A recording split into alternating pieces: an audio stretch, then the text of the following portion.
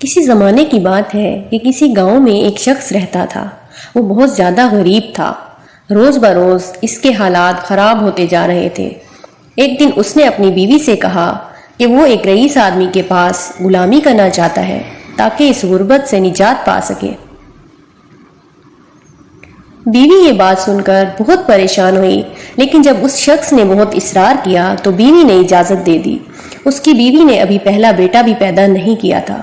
وہ شخص اپنی بیوی کو بھری جوانی میں چھوڑ کر کسی رئیس آدمی کے پاس غلامی میں چلا گیا تاکہ آنے والے بچے کے لیے بہتر مستقبل بن جائے۔ اب وہ اپنے گھر سے کافی دور تھا۔ اس نے 20 سال تک اس رئیس آدمی کی خدمت کی۔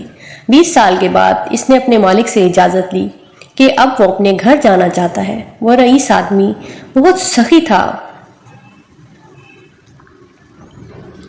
اس نے بہت ساری بکریاں، گائیں، بھینسیں اور اونٹ اس شخص کو تحفے میں دیے اور وہ شخص اپنے گھر کے لیے روانہ ہو گیا۔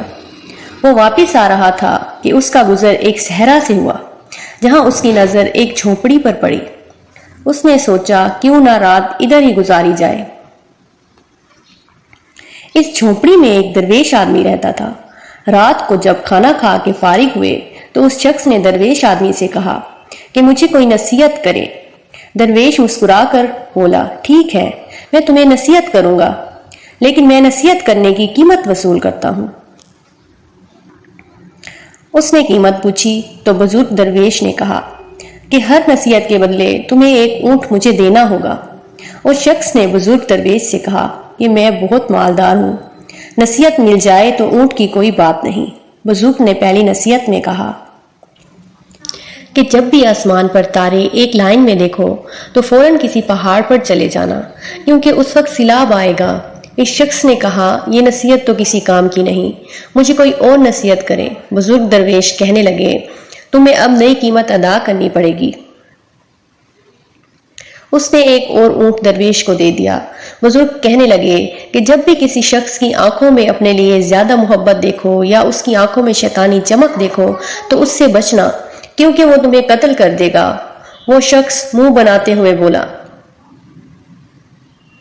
یہ نصیحت بھی کسی کام کی نہیں ہے، آپ مجھے کوئی اور نصیحت کریں۔ اس نے ایک اور اونٹ درویش کو دے دیا۔ بزرگ نے تیسری نصیحت کرتے ہوئے کہا، رات کو پچھتا کر سو جانا، لیکن کسی انسان کو قتل نہ کرنا۔ وہ شخص دل میں سوچنے لگا کہ 3 اونٹ تو ضائع کر دیے، اب اور نصیحت نہیں پوچھوں گا۔ وہ چپ کر کے سو گیا۔ صبح وہ بزرگ درویش سے اجازت لے کر اپنے گھر کی طرف چل پڑا۔ سفر لمبا ہونے کی وجہ سے وہ 3 نصیحتیں بھول چکا تھا۔ اب وہ رات گزارنے کے لیے کسی گاؤں میں پہنچا۔ جب وہ سونے کے لیے اپنے بستر پر لیٹا تو کیا دیکھتا ہے کہ تمام ستارے ایک لائن میں ہیں۔ اس کو فوراً بزرگ درویش کی نصیحت یاد آئی۔ اس نے فوراً اٹھ کر شور مچا دیا کہ گاؤں والوں، پہاڑ پر چلو، سیلاب آنے والا ہے۔ لوگ اس کا مذاق اڑانے لگے۔ اس نے گاؤں والوں کو بہت سمجھایا، لیکن کسی نے اس کی بات پر یقین نہیں کیا۔ وہ اپنا مال کھول کر پہاڑوں پر لے گیا۔ جب صبح اس کی آنکھ کھلی تو اس نے دیکھا کہ نیچے گاؤں میں سیلاب آیا اور سارے گاؤں والے سیلاب میں ڈوب چکے ہیں۔ سیلاب کا پانی اترتے ہی وہ اپنی اگلی منزل کی طرف چل پڑا۔ اس نے ایک اور گاؤں میں پڑاؤ ڈالا، ایک شخص کے گھر قیام کیا جو کہ باتیں کرنے میں بہت اچھا معلوم ہوتا تھا، لیکن اس کی آنکھوں میں وہی شیطانی چمک دکھائی دیتی تھی۔ جب بھی وہ اس شخص کی آنکھوں میں دیکھتا تو اسے بزرگ درویش کی نصیحت یاد آتی۔ اس کشمکش میں اسے رات کو نیند نہ آئی۔ وہ اٹھ بیٹھا اور بستر کو اس انداز میں پھیلا دیا کہ گویا یہ معلوم ہوتا تھا کہ کوئی سویا ہوا ہے۔ رات کے کسی پہر اس نے دیکھا کہ وہی شخص ہاتھ میں ایک بڑا سا خنجر لیے اس کے بستر کی طرف بڑھ رہا ہے۔ یہ شخص سے چھپ کر اسے دیکھتا رہا۔ وہ آدمی بستر کے پاس آیا اور بستر پر خنجر مارنا شروع کر دیا۔ اس نے پیچھے سے حملہ کر کے اسے پکڑ لیا اور رسی سے باندھ دیا۔ صبح صادق کے وقت اس نے اس شخص کو گاؤں کی پنچایت کے حوالے کیا اور اپنے گھر کی طرف روانہ ہو گیا۔ وہ رات کی ایک پہر اپنے گاؤں میں پہنچا۔ گھر کے قریب آ کہ اس کی بیوی کسی نوجوان کے ساتھ والی چارپائی پر سوئی ہوئی ہے۔ उस शख्स को ये देखकर बहुत गुस्सा आया।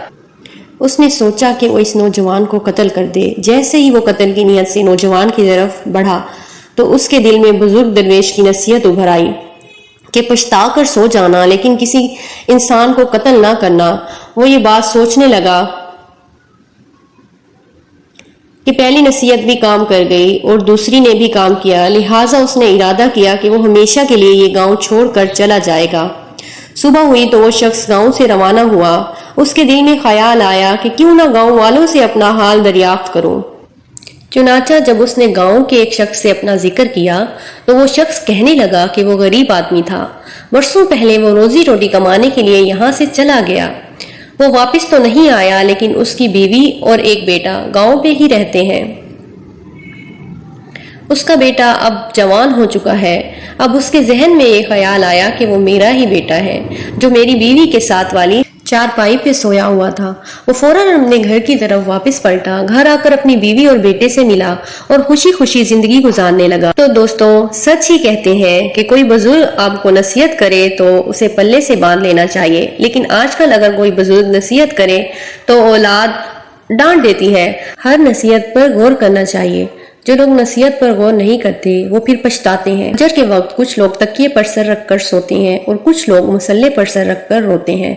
सोने वाले खूबसूरत ख्वाब देखते हैं और रोने वाले खूबसूरत तकदीर पा लेते हैं। इंसान कमजोर नहीं, नफ्स कमजोर है। अमल में ताखैर नहीं, सुस्ती की लत है। रिस्क की कमी नहीं, हिर्स की बहुतात है। इंसान का कहत नहीं, इंसानियत की थोड़ है। किसी भी वजह से गुनाह ना करो, क्योंकि वजह खत्म हो जाएगी मगर गुनाह नहीं। और हर नेकी के लिए तकलीफ उठा लिया करो, क्योंकि तकलीफ खत्म हो जाएगी लेकिन नेकी नहीं। मजहब में से इंसानियत और खिदमत निकाल दी जाए तो सिर्फ इबादत रह जाती है, और महज इबादत के लिए परवरदिगार के पास फरिश्तों की कोई कमी नहीं। इंसान के रिस्क में रुकावट ये 5 काम करने से आती है: नहाने की जगह पर पेशाब करने से, दस्तरखान पर बहस करने से, जोहर की नमाज तर्क करने से, अल्लाह की नाफरमानी से और जिना करने से।